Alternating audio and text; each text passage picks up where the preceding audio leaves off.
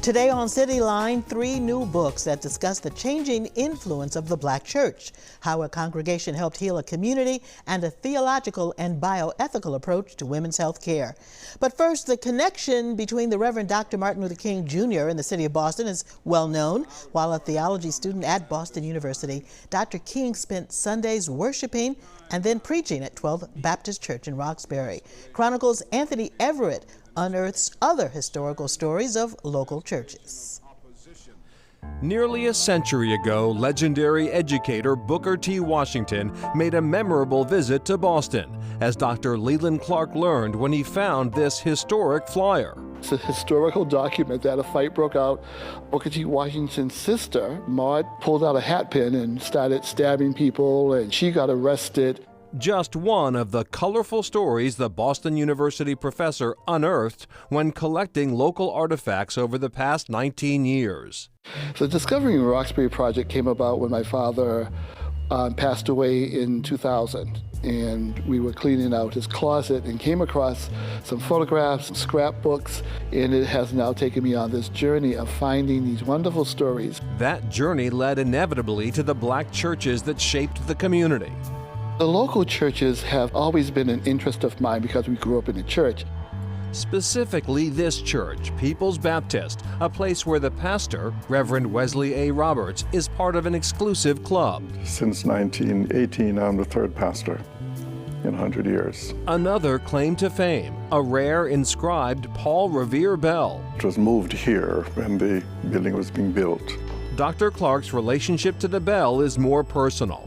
I grew up here. My father was a custodian. When my brother went on to college, I received that honor of ringing the bell. Dr. Clark's project brings back the past for him and others. I found a photograph, and I couldn't identify anyone in the photograph. It was a group of children that were all dressed in uniforms. I was at a wedding reception, and someone was asking me about my work. And this man, he must have been about maybe 70 or so, started to cry. I'm in that picture. It is from St. Cyprian's. A copy of the photo, each boy identified by name, lives in St. Cyprian's, a church built by Black Bostonians after getting the cold shoulder from white congregations. Like so many of the items from Clark's collection, the photo is a gateway to a larger story. There are 12 stained glass windows. They represent African American people. Sojourner Truth, Martin Luther King Jr., Harriet Tubman. I don't know of any place in Boston that has such a collection. It demonstrates not only the ethnicity of this place, but the cultural significance. And of course, the Black church has been central to African Americans, providing hope, guidance, and support, and community, a vehicle for social change and political activism. But membership and attendance is falling.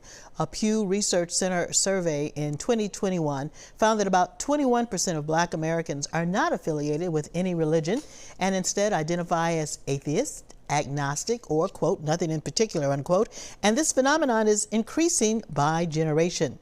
49% of Black millennials and 46% of those reported that they rarely or never attend religious services. Well, there's a new book called The Contemporary Black Church, The New Dynamics of African American Religion, and it explores that topic. Jason Shelton is the author and a professor of sociology and director of the Center for African American Studies at the University of Texas at Arlington. Thank you for joining us this Sunday. Jason, good to see you.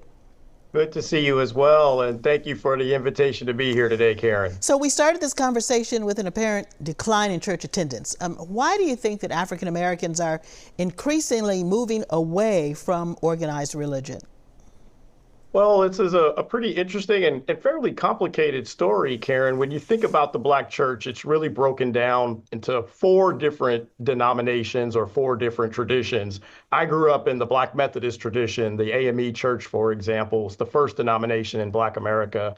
But the modern day Black church is the Baptists, the Methodists, the Pentecostals, and of course the new tradition, the growing numbers of non-denominational Protestants. Non-denominational Protestants are doing pretty well. They're not losing very many people at all. The Holiness Pentecostal tradition has always been fairly small, but they've held their numbers generally speaking. But it's the Baptists and the Methodists who have lost the bigger numbers. So, for example, going as far back as the early 1970s, data is pretty clear that the majority of African Americans were Baptists, over 60%. Today, that number is around 40%. And for Methodists, we were around 20%, and today that number is around 5%. So the losses are sort of depend on which denominations you're talking about. And the why goes back to a number of different things. African Americans are more ingrained in modern day society than ever before. We have more options and outlets on Sunday mornings than we've ever had before. And as my data shows, more people are exercising those options and outlets and opportunities to do other things on Sunday. There was a time in African American history where we didn't have too many options to do other things on Sunday, which is why the Black church is so powerful, and that's changing in today's world. So ahead of the presidential election, there was talk that Black people were moving away from the Democratic Party, and how is church tied to that move, and how has that impacted voter mobilization? Well, that's a great question, Karen. So when you think about the civil rights movement, it's really the Baptists and the Methodists who were the driving denominations for the civil rights movement. In many ways, the civil rights movement was a church movement. It's led by the Reverend Dr. Martin Luther King and the Southern Christian Leadership Conference. These are Baptist ministers and their churches, and Methodists were there too, sort of as supporting, but not at the front. But it's the Baptists and the Methodists then, and even today, when you go to Black churches, it's predominantly Baptists and the Methodists that are leading to the Get Out the Vote campaigns and the Souls to the Polls campaigns, among other things. And what we're seeing here is that those traditions are still the anchors. That being said, that new non-denominational Protestant tradition is disproportionately upper middle class. They are doing pretty darn well in American society. When you talk about Dr. King's dream, statistically speaking, at least, it's the non-denominational Protestants that have outpaced the Methodists, who at one time were sort of looked at as the Black bourgeoisie. But today, it's really the Black non-denominational Protestants. And they're far more likely to vote for Republican presidential candidates than, for example, the Baptists and the Methodists are. So there is a faith-based component to this, but there's also the idea that, generally speaking, since the 1980s, more and more African Americans have been moving away from the Democratic Party.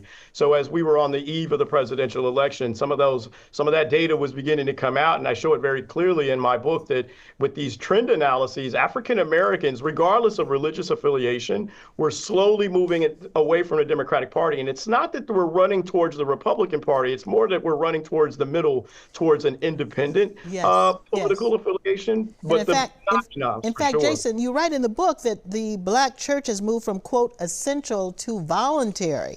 How do you believe that this choice has evolved? Oh, yeah, great question here. So there's in the nerdy academic world I live in, a lot of scholars describe the Black church as a semi-involuntary institution, in the sense that in prior periods of American life, Black folks didn't have those options for Sunday. The prevalence of racial discrimination in society essentially led to the idea that on Sunday morning, you were going to be in church because that was where we could be as African Americans and be free to be who we wanted to be. But as the march of time has continued, and as the success of the civil rights movement has impacted more and more generations with the passage of time, now African Americans they have more choices. And that's why it's that transition from semi-involuntary to essentially completely voluntary today, Karen. Now, you're still very optimistic, though, about the strength of the Black church. Can you explain? I am optimistic, but I also think there are some red flags here that need to be raised. You mentioned that Pew study a little while ago in terms of the breakdown by generations.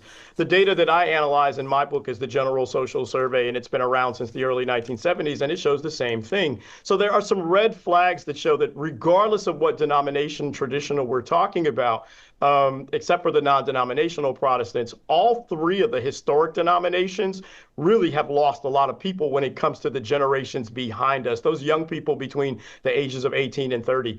But I do feel optimistic in the sense that the Black church is not going anywhere, in the sense that it will not cease to exist overall. But certain denominations are in trouble, particularly that Methodist tradition that I grew up in. Some things need to be done. And in the text, in the book, near the end of the book, I start to talk about what are things that people are saying can be done. And if some of those things are included in church missions with respect to outreach, then we can be much more optimistic. All right, so people will have to get the book to find out what you recommend. Jason Shelton, author of The Contemporary Black Church, The New Dynamics of African American Religion. Thanks for joining us today.